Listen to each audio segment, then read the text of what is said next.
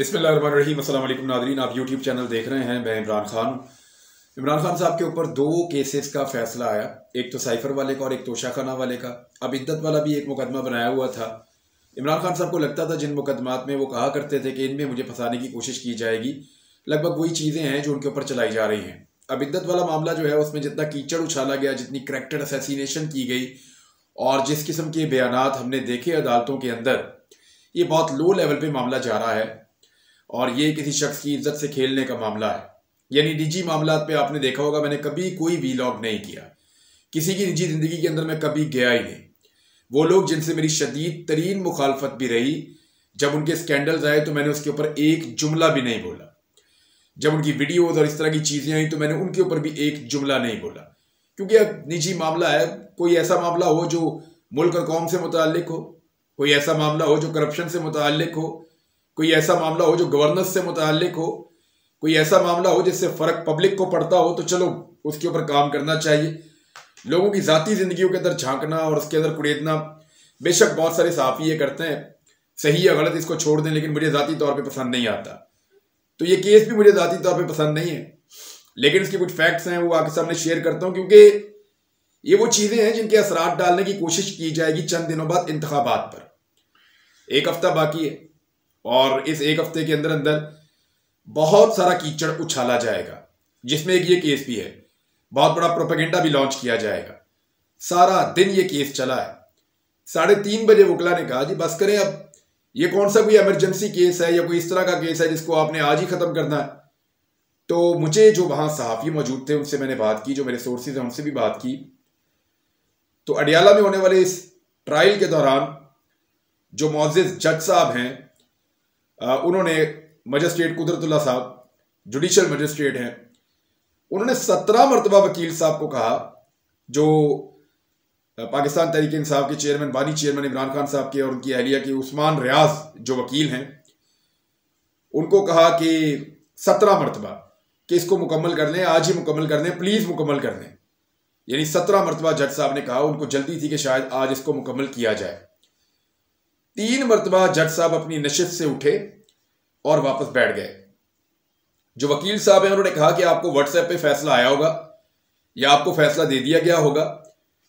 जो इमरान खान और बुशरा बीबी के वकील हैं उन्होंने ये कहा, तो आपको फैसला आया होगा, आपको जल्दी होगी, मुझे जल्दी नहीं है, इस केस को अभी चलाएं। और 3:30 बजे उन्होंने कहा खत्म कर दें, लेकिन उसके बाद बावजूद अदालत ने कहा नहीं, इसको चलने दें, इसको हम चलाना है, इस केस को अब आगे लेकर जाना है। बहुत ही मायूब किस्म के जुमले हैं जो बोले गए हैं अदालत में, बहुत ही निजी किस्म की गुफ्तगू है।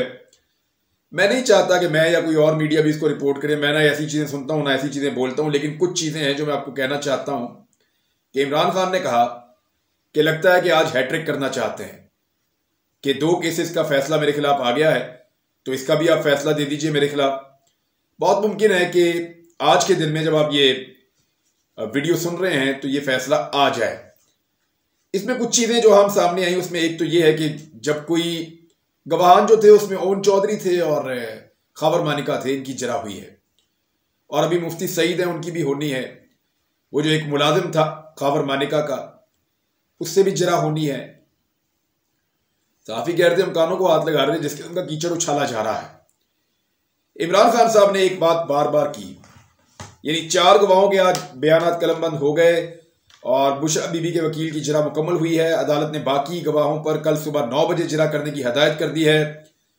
खबर मानिका और ओन चौधरी पर बुशरा बीबी के वकील ने जरा मुकम्मल की और इमरान खान साहब को जेल से कमरा अदालत में लाया गया। बुशरा बीबी को बनी गाला से जेल में लाया गया, अडियाला जेल के अंदर, और 12 घंटे की तवील समाअत हुई है। 4 मरतबा इसके अंदर वक्फा किया गया है। इस समाअत में बुशरा बीबी और खबर मानिका भी एक दूसरे को जवाब देते रहे हैं। इमरान खान साहब की थोड़ी सी तल्ख कलामी भी हुई खबर मानिका से, यानी जब उन्होंने इल्जामात लगाए बुशरा बीबी के ऊपर, तो इमरान खान साहब ने उनको शर्म दिलाने की कोशिश की और गुस्सा किया। खबर मानिका साहब ने भी आगे से जवाब दिया। इमरान खान साहब ने एक ऑफर की और एक बात की अदालत में। उन्होंने कहा जी मैं अपनी बीवी के हमरा कुरान पाक मंगवा लें, उसके ऊपर हलफ लेने के लिए तैयार हूं। हमारे दरमियान शादी से पहले कोई नाजायज ताल्लुकात या ऐसी कोई चीज नहीं थी, ये इमरान खान साहब ने कहा। तो इमरान खान साहब ने खबर मानिका साहब से ये भी कहा कि मैं आपसे बात नहीं करना चाहता। हलफ उठाने के लिए इमरान खान साहब जो हैं और बुशरा बीबी जो हैं वो रोस्टम पर आ गए थे, कटहरे में आ गए थे, और उन्होंने कहा जी कुरान पाक लाएं और हम उसके ऊपर हलफ देते हैं। अच्छा, मुझे जो रिपोर्टर्स हैं जिन्होंने मुझे बताया, फैसल साहब हैं और दूसरे दोस्त हैं, उन्होंने मुझे ये बताया कि अगर जज साहब ने फिर एक और बात की थी उस वक्त कि कुरान पाक पे उन्होंने कहा इमरान खान साहब ने मैं भी हलफ देता हूं, मेरी बीवी भी देती है, और खबर मानिका से बोले कि ये भी कुरान पाक पे हलफ दें। तो खबर मानिका थोड़ा सोच में पड़ गए और थोड़ा सा तवक्कुफ लेने के बाद उन्होंने कहा जी ठीक है, मैं भी हलफ देता हूं। तो उस पर जज साहब ने कहा कि फिर मैं जो जरा का हक है वो ख़त्म कर दूंगा। अगर आपने कुरान पाक के ऊपर फैसला करना है और कुरान पाक मंगवा रहे हैं तो आप भी ये फैसला कर लें, तो फिर जरा नहीं होगी। उसके बाद तो फिर वकला ने कहा नहीं, जरा तो हम करेंगे। तो उस वजह से वो मामला वहां पे रुक गया। लेकिन अल्टीमेटली ये ऑप्शन मौजूद है, कुरान पाक पे हाथ रखा जा सकता है और उसके ऊपर बात की जा सकती है। मुफ्ती सईद भी वहां मौजूद थे, ओन चौधरी ने भी अपना स्टेटमेंट दिया है। लेकिन एक बड़ी इंटरेस्टिंग चीज और बड़ी खुफिया चीज जो मैं आपको बताने जा रहा हूं, ये अभी कहीं रिपोर्ट नहीं हुई। एक जर्नलिस्ट है फैसल साहब, वो वहां पे बाहर निकले जब वक्फा था, तो उनके कानों में आवाज पड़ी और उन्होंने जाकर देखा।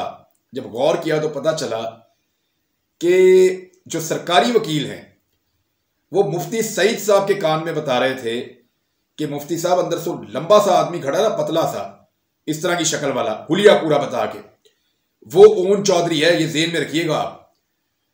जब मैं आपसे कहूं कि ये वाला बंदा, आपसे वो वकील पूछे या कहे कि ओन चौधरी कौन है, पहचाने, तो आपने पहचान लेना है। आप पहचान लेंगे, यानी वो उनको बंदों के हुलिये तक बता रहे थे मुफ्ती सईद को कि ये वाला बंदा इस हुलिये का है, ये वाला बंदा इस हुलिये का है।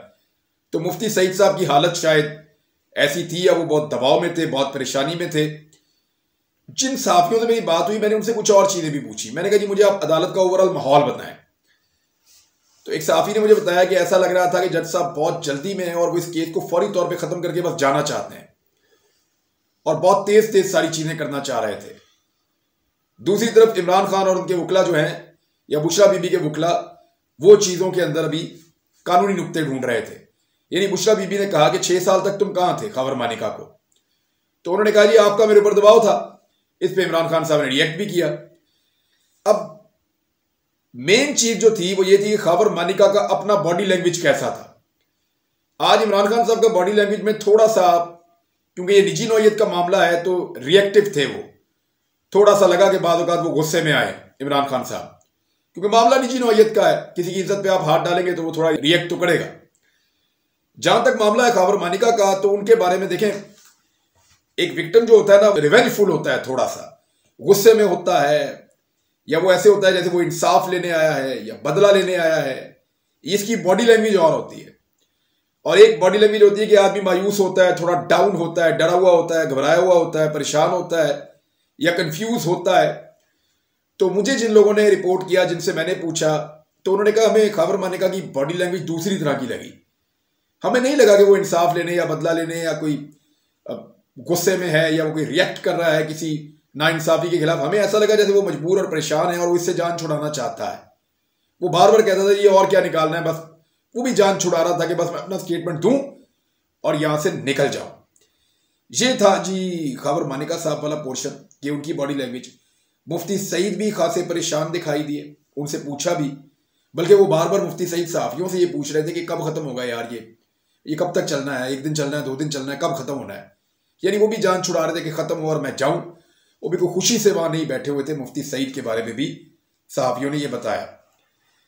खबर मानिका ने अलीमा खान से माजरत की, इमरान खान साहब की बहन से, कि मैं माजरत चाहता हूं जी, ये जो हो रहा है। तो अलीमा खान ने कहा कि इतना आपने गंद उछाल दिया, माफी किस बात की। तो खबर मानिका ने उन्हें कहा जी गंद तो आप लोगों ने उछाला है। तो इस किस्म की चीजें वहां पे होती रही हैं।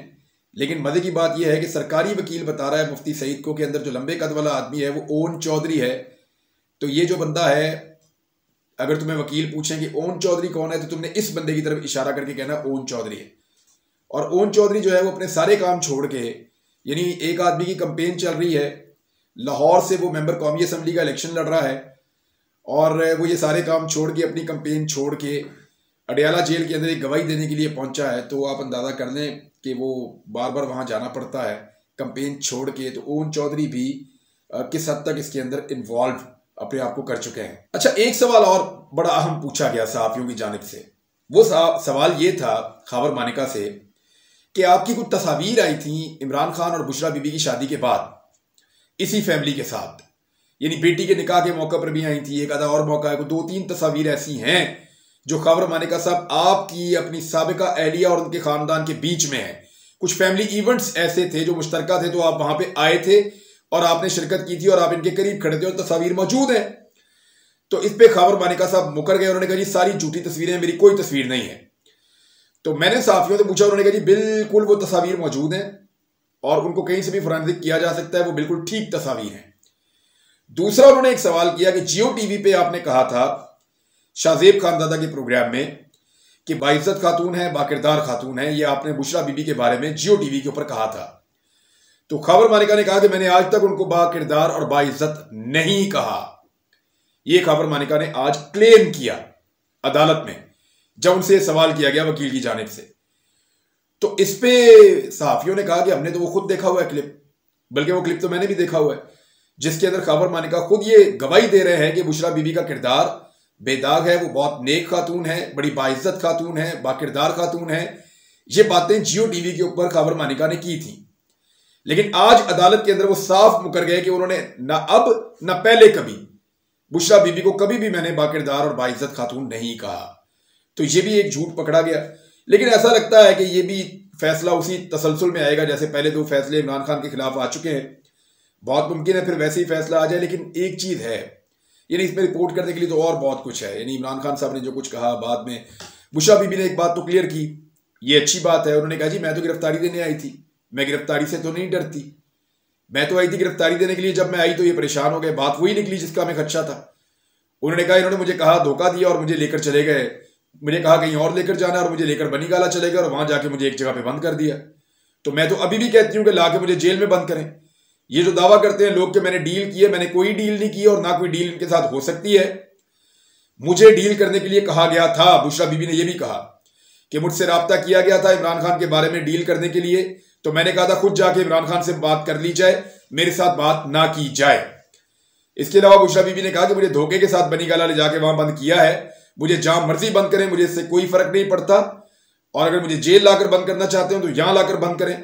इमरान खान ने भी कहा कि यास्मीन राशिद, आलिया हमजा, सनम जावेद और बाकी जो खवातीन हैं वो सारी बेगुनाह हैं, और मैंने रात को कंबल भिजवाया था बुशरा बीबी के लिए कि वो शायद जेल में है, क्योंकि इमरान खान की इतला के मुताबिक बुशरा बीबी जेल में थी। लेकिन वो कहते हैं मुझे आज पता चला कि बुशरा बीबी जेल में नहीं थी, बल्कि उनको बनीगाला ले जाके वहां पे कैद कर दिया गया। तो इमरान खान का यह कहना था कि इससे कोई फर्क नहीं पड़ता और हमने किसी किस्म की कोई दरखास्त नहीं दी और हमने किसी किस्म का कोई कंप्रोमाइज नहीं किया। ये खालिसतन हुकूमत का अपना फैसला है कि बुशरा बीबी को ले जाकर बनीगाला में बंद करना है। बहरहाल इसके ऊपर एक दरखास्त भी अगर इमरान खान साहब और बुशरा बीबी दे दें और दरखास्त देकर ये कह दें कि बुशरा बीबी को जेल के अंदर रखा जाए, तो जितने भी मुखालिफिन के मुंह हैं वो पक्के पक्के बंद हो जाएंगे। जो सवालात पूछे गए खबर मानिका से, ये एक बड़ी इंपॉर्टेंट चीज है। 93 क्वेश्चंस आज पूछे गए हैं खबर मानिका से। अभी बाकी लोगों को भी कल जवाब देने पड़ेंगे। कुछ बड़ी बहुत ऐसी बातें की जो बहुत ब्लो द बेल्ट थी खबर मानिका साहब ने, लेकिन ओवरऑल वो दबाव में नजर आए। जो वहां पे सहाफी मौजूद थे उन्होंने मुझे ये बात बताई।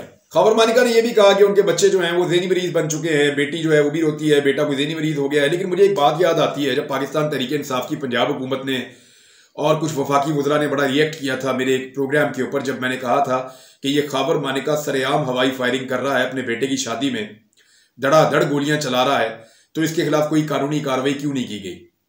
यानी इसके घर के बाहर सिक्योरिटी खड़ी हुई है पुलिस की, और ये आदमी हवाई फायरिंग कर रहा है अपने बेटे की शादी में। उस वक्त उस्मान बुज़दार की हुकूमत थी पंजाब में और इमरान खान की वफाक में। तो तब मैंने जब शोर मचाया था तो इसके ऊपर कोई FIR नहीं दी गई। जब मैंने पुलिस से बात की तो पुलिस ने कहा जी हम कैसे दे सकते हैं FIR, तो सारे भाग गए थे। खबर मानिका पे FIR नहीं हुई थी।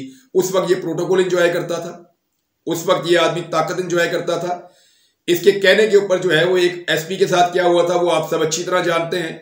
और जो कुछ खबर मानिका इंजॉय कर रहा था अपनी लाइफ में, जब इमरान खान साहब वजीर आजम थे और उस्मान बुज़दार वजीर आला पंजाब थे, ये सारी दुनिया जानती है। हत्ता कि सरेआम हवाई फायरिंग के बावजूद इसके ऊपर कोई मुकदमा दर्ज नहीं हुआ। और जब मैंने इसके ऊपर उस वक्त वीलॉग किया था तो पाकिस्तान तहरीक इंसाफ के कुछ लोग जो है वो खाइफ भी हो गए थे, तो मुझे कोई परवाह नहीं उस बात से।